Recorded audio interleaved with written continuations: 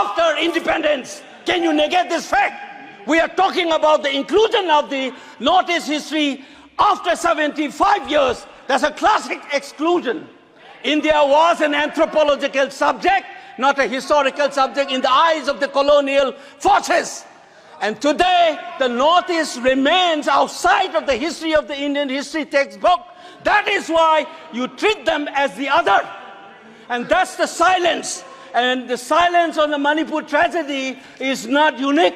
It is a reflection of this general continuity of the colonial in the post-colonial. It is sad to see a nationalist party like the BJP will feel comfortable with this silence on the tragedy of Manipur.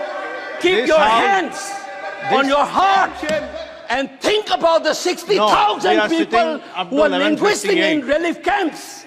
And those mothers, those widows, think of them. And then you talk about nationalism. Point is made. He made Only his point. then we will understand what this tragedy means.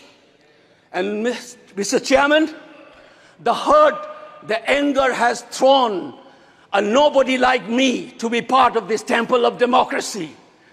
Beating the BJP cabinet minister, think about the pain.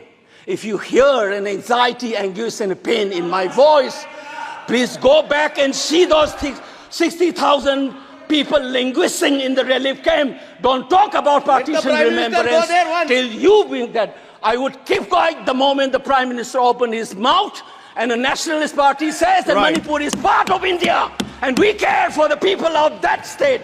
Only then I will accept what is nationalism in our face. Thank you, Mr. Chairman.